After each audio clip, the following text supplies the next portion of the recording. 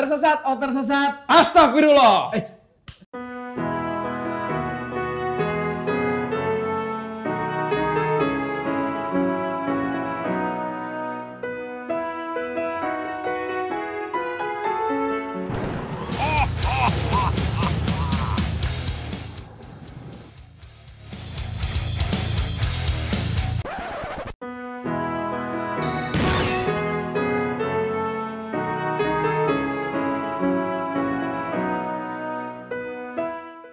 Bukan itu. Oh ya, maaf, lupa. Salah. Udah Beda program. Kan ini udah masuk ke mau Lebaran, biasanya ada. Oh gitu. Iya, dulu waktu belum pindah diambil sendiri. Iya, sekarang sendiri udah. Tidak ada. Makanya bergabunglah dengan kapitalis, baru konsisten. Dijadi channel sendiri tidak konsisten. Ya, Habibnya sibuk. Ya. Iya, kita kan kepengen sama Habib juga nih Lebaran, puasa, bulan puasa. Tapi Habib sibuk ya. Iya. Gitu. Tapi gue seneng kalau Habib sibuk. Karena Karena dia melayani banyak orang kan maksudnya. iya. Gitu. Iya, luar biasa. Lu nggak semua juga harus ada punchline-nya dong. Nunggu punchline lo dia lo. Namanya juga Informatif dan punchline tuh kalau komedian gitu ya, belok-belokin terus gitu. Kan transfer gue sebagai striker, Oh, iya, sebagai iya. ini apa? Umpan. Umpan. Sebagai umpan. Oke. Oke. Ini mungkin gue mau membuka hari ini dengan pertanyaan Alkitabiah gitu. Oh, lu yang nanya nih? Iya. Oke. Ini pertanyaannya lumayan banyak masuk ke gua. Ada 2 pertanyaan, tapi pertanyaannya tidak dibacakan karena pertanyaan ini personal. Oke. Ternyata ada fungsinya juga gua di sini. Iya. Jadi Memang semakin kaya semakin kemarin- banyak masalah, teman-teman. Nggak, sejak episode kemarin itu terus ada beberapa pertanyaan yang masuk gitu. Yang pertama mungkin yang santai dulu, yang nanti yang agak serius. Oke, sekarang Pertanyaannya gini Pendeta Yeri. Jadi waktu di hari terakhir Tuhan Yesus berdoa, betul? Ya. Doanya kira-kira apa? Doanya Tuhan Yesus. Bentuk doanya. Kata-katanya. Di Taman Getsemani Di itu. Taman Getsemani. Iya, Yang iya. cawanku segala Iya, macam. Iya. Itu Kalau boleh tertulis. cawan ini berlalu. Ya. Ya. Itu ditulis di di mana aja ya? Dia di kan Matius, Markus, Lukas. Ada di 4 Iya, malah iya. ya. Iya benar-benar sorry. Oh, itu cuma 2 di 4 Iya. gitu. Nah, kan di situ juga diceritakan bahwa murid-muridnya tertidur lelap Ya. di kaki gunung. Iya. Nah, 4-4-nya nulis nih. Nah, itu gimana ya ceritanya? Kenapa bisa 4-4-nya pada saat mereka tertidur tapi mereka tahu semua isi doanya Tuhan Yesus. Ya. Padahal tidak ada orang yang ada di situ. Iya, gitu ya. betul. Iya. Atau mungkin itu Yudas udah mengintip terus kasih tahu. Atau ada CCTV? Yeay, nggak Siapa ada. tahu? Nggak ada yang tahu. Pakai drone dong. Iya, suatu pakai drone di situ gitu. Ya, makanya banyak banget ini yang menjadi pemikiran-pemikiran orang akhirnya melihat bahwa penulisan di Alkitab ini kontra logika. Yesus tuh berkali-kali kok, nggak cuma di situ aja. Dia naik ke atas gunung doa sendirian. Nah, bentuk doa yang ditulis tuh yang di cerita itu tuh. Ya kan, kalau boleh cawan ini berlalu. Nah, orang mulai mempertanyakan, loh, kan dia Tuhan, dia doa sama Bapa juga doa sama dirinya sendiri. Nggak ada yang tahu, kok bisa tahu? Nah, makanya Alkitab itu kan ditulis. Nah, jadi penulis itu memang mendapatkan dan menemukan ilham, bukan hanya secara visual. Sama ketika Musa menulis Taurat di awal gitu, dari awal itu kan zaman dia belum ada kitab Kejadian bagaimana, lalu penciptaan bagaimana, Nuh gimana dan sebagainya. Nah, orang-orang yang diizinkan Tuhan menulis sebenarnya rentetan-rentetan literasi itu adalah orang-orang yang melihat langsung secara visual, kayak kita lihat satu kecelakaan bertiga, terus kita mau analisa sendiri dari angle 3 yang berbeda, ya kan? Ada yang lihat Yesus sebagai raja, ada yang lihat Yesus sebagai anak domba Allah dan sebagainya gitu. Nah, waktu ada penulisan-penulisan yang agak kontra logika, maka beberapa orang menganggap itu fiktif, ya termasuk dari kalangan beberapa teologi ya gitu. Kayak ada yang percaya bahwa kisah Yunus itu adalah dongeng rakyat, bagian dari dongeng rakyat, bisa masuk perut ikan dan sebagainya. Nah, tapi pada dasarnya Alkitab mencatat bahwa setiap penulisan itu sebenarnya diilhami oleh Roh Tuhan itu sendiri untuk kepentingan sampai kita yang masih hidup sekarang ini.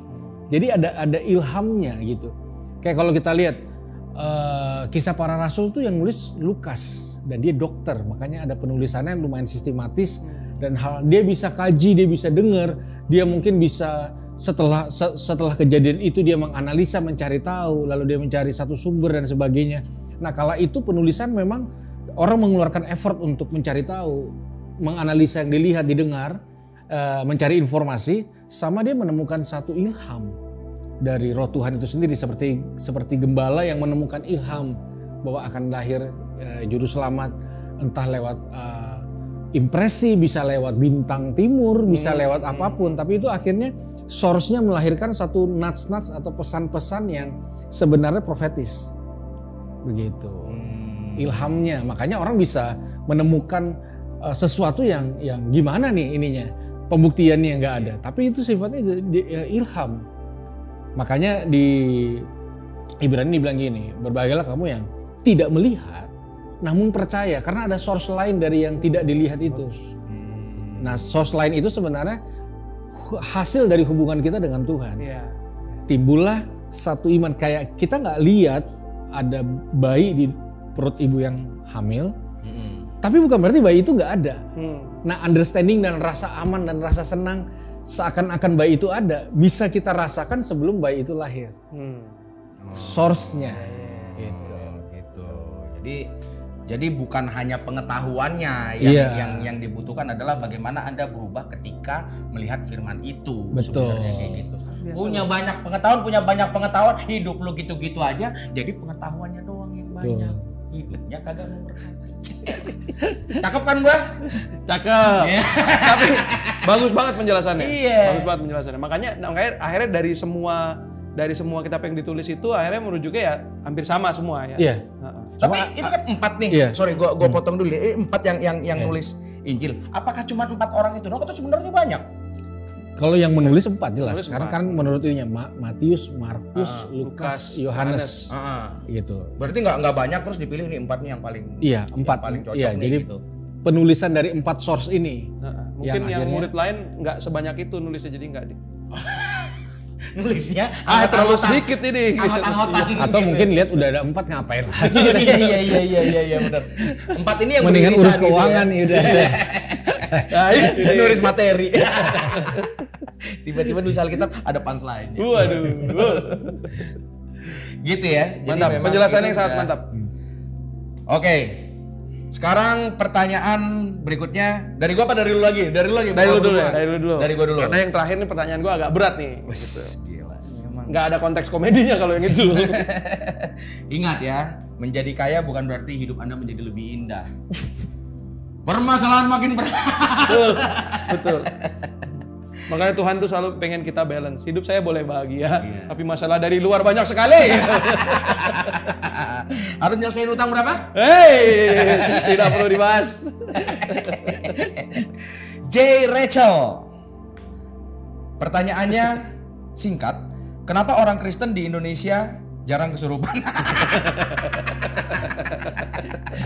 Pertanyaan yang menarik. Kenapa orang Kristen di Indonesia jarang kesurupan? Iya, karena memang ketika orang baca Alkitab ya, Alkitab tuh menjelaskan posisi yang sebenarnya itu penting.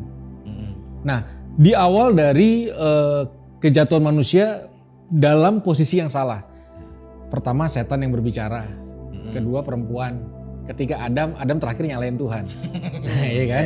Dan dari posisi yang salah dan tidak tepat itu melahirkan banyak banget masalah.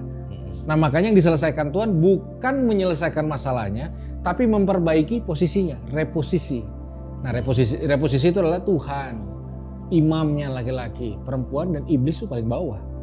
Jadi sebenarnya dari understandingnya bahwa setan itu bukan sesuatu yang harus dikhawatirkan, dipusingkan, dibesar-besarkan, karena memang secara posisi bukan sesuatu yang harus difokusin gitu. Tapi ada orang-orang Kristen yang suka banget kayak Ghostbuster gitu kan, ya kan? Aku nih ngelihat ada 5 setan nih di sini. Setiap kali berdoa aku lihat 4 setan, aku lihat 7 setan, jangan-jangan 8, satunya kamu. Karena kok yang dilihat setan terus? Ada dong. Ada. Nanti kenalin ya, soalnya fix serem kan, fix serem yang Kristen belum ada. Iya, bisa lihat-lihat. Bisa kita ambil gitu. Ayo coba-coba. Anda tahu bagaimana pemikiran Patrick? Boleh Iya. hubungi saya kalau ada yang bisa lihat-lihat, mungkin kita bisa bikin fix serem versi, tapi jangan bilang agama lah ya. Agama Versi yang berbeda. versi yang berbeda, betul. Kan pernah satu kali nih, waktu perjamuan terakhir, Yesus bilang gini, di antara kita ada yang kerasukan setan. Siapa? Yudas. Ya. Tapi habis itu dia cuekin lagi, cuma sampai situ doang. Dia nggak overreaksi, nggak melebih-lebihkan. Nah, masalahnya Yudas pun nggak aing kesurupan gitu. Nggak gitu ya. Yudas kan kesurupan kayak gitu. Ada kesurupan, siapa Yudas? Aing. Masukin botol. Iya. Botol anggur. Jadi kayak gitu kan, masalahnya kan sekarang kayak gini, orang misalnya jadinya takut ke kamar mandi, takut ke kuburan, takut gelap-gelapan.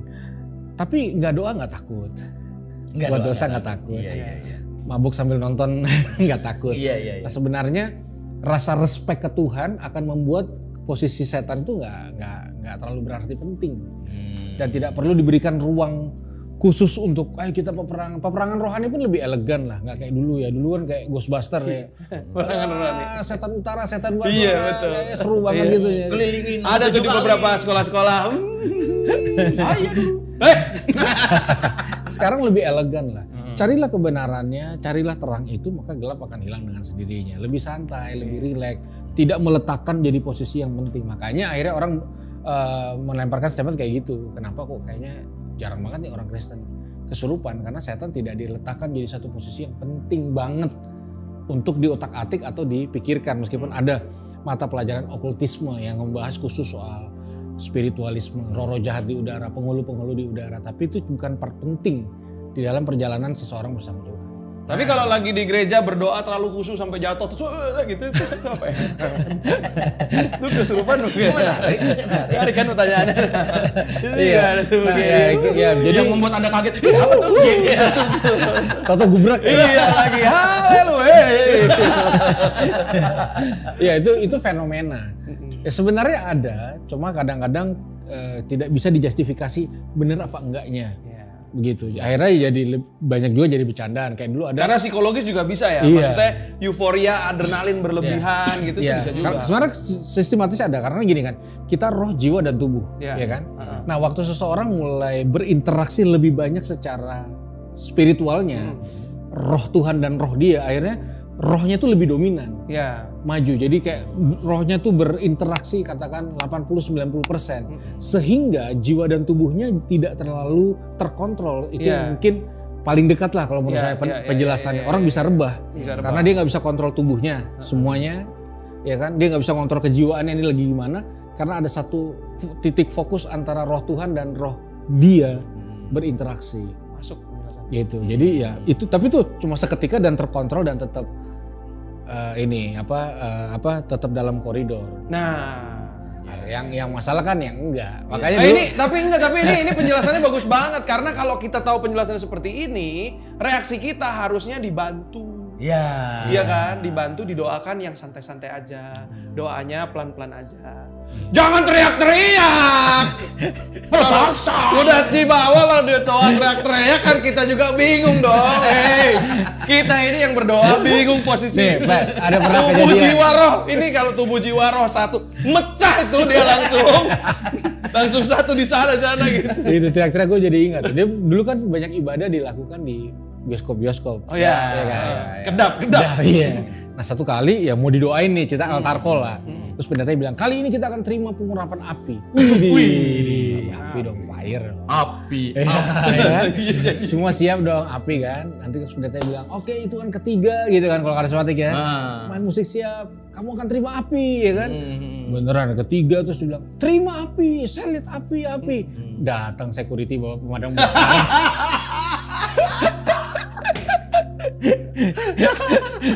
Nggak paham konteks. Api yang mana? Aduh. Ada security. Saya melihat dengan iman di sini ada api. Itulah kontekstual, makanya tetap harus dilakukan secara koridor yang sehat dan benar. Iya. Kalau nggak orang jadi syak, apalagi kalau orang yang tidak terbiasa dengan fenomena karismatis seperti itu. Iya, karena kadang-kadang environment itu penting. Gue juga pernah ada di kondisi kayak gitu di gereja yang gue tidak biasa, gitu ya. Terus lagi berdoa gitu, terus ada yang ini gitu kan, ada yang istilahnya apa sih kayak jatuh lah gitu kan, gitu. Itu memang dasar kurang ajar ya, nggak tahu itu intinya masih muda kan pemain tuh. Dia berubah progresinya jadi minor. Gitaris udah ngintip gini, gue bilang, weh ini gimana?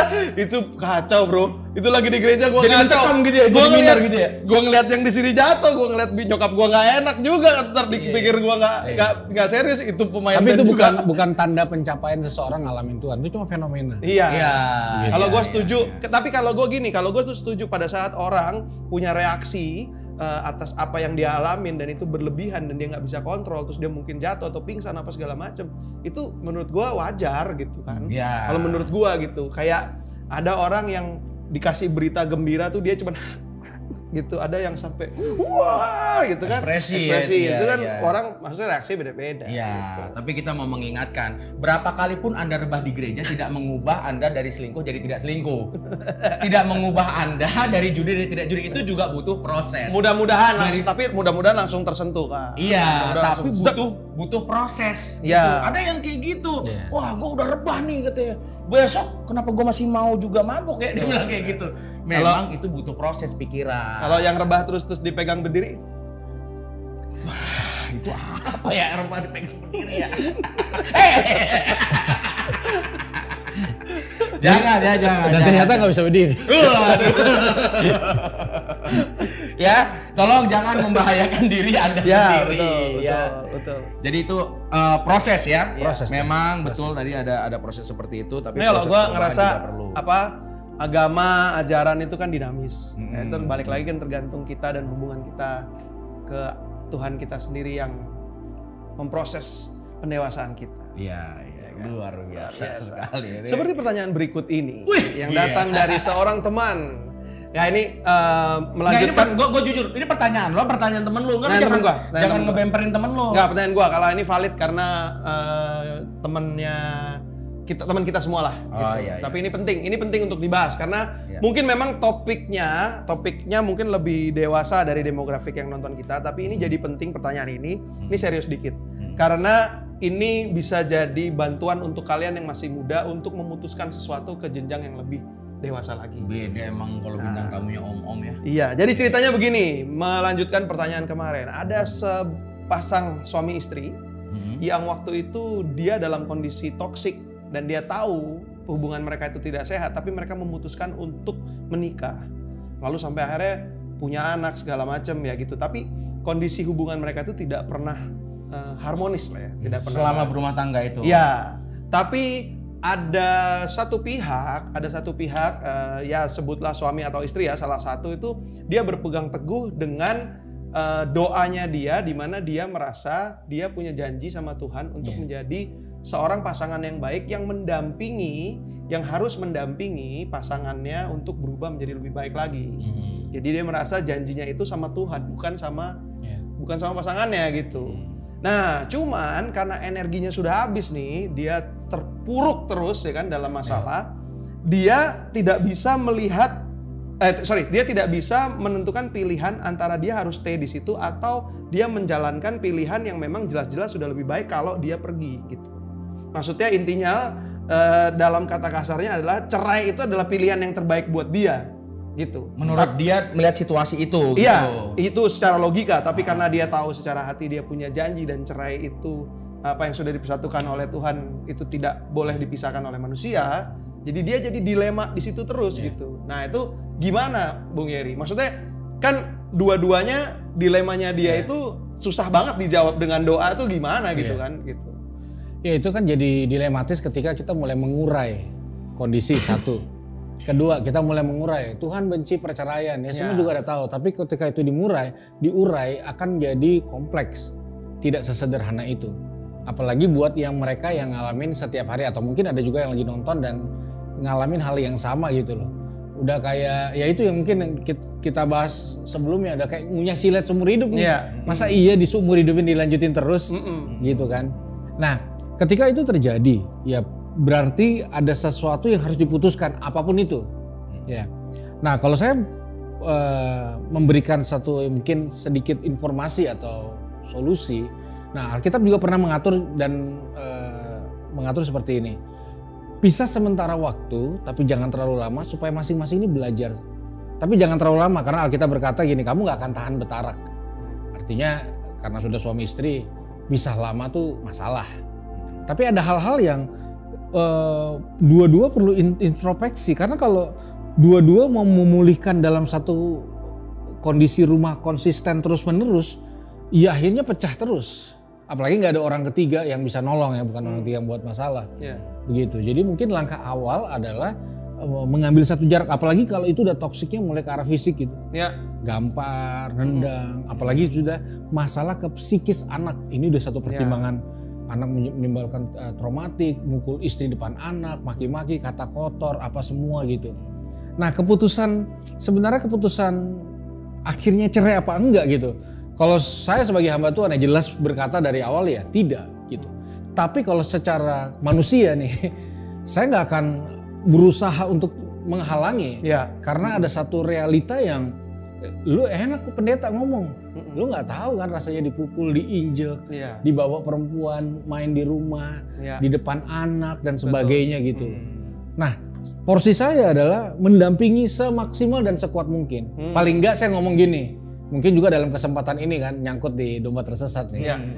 Buktinya Tuhan masih mau nolong dan menyertai kamu adalah saya masih ada hari ini berbicara. Itu salah satu tanda Tuhan masih bisa kirim satu pesan meskipun lewat domba tersesat atau lewat apapun gitu artinya. Tapi di kemudian hari saya tidak berani memutuskan kanan kiri, which is kalau mana benar mana enggak udah tahu juga. Jadi tugas saya adalah memastikan dia tetap kuat, tetap sehat, tetap aman tentunya. Berarti kembali dari dia ya? Iya. Dan saya tidak bisa melepaskan satu justifikasi. Apakah dia memutuskan untuk bertahan, apakah dia memutuskan satu perceraian. Bukan, ini sekali lagi bukan membiarkan orang jatuh ke jurang, tapi ada satu realita yang akhirnya nggak sesederhana itu. Dan bisa terjadi beberapa kemungkinan yang lebar. Jadi kalau itu satu ya Pat. Kedua, terus gue panjangin nih. Gue percaya rencana Tuhan tuh panjang. Meskipun misalnya ada beberapa kok orang yang gue dampingin akhirnya memutuskan cerai. Ya gue tetap percaya Tuhan tetap mampu untuk memulihkan suatu saat nanti. Setuju. Tapi kalau semuanya ditaruh di pundak mereka berdua harus hari ini juga, pasti akan blunder sih. Setuju.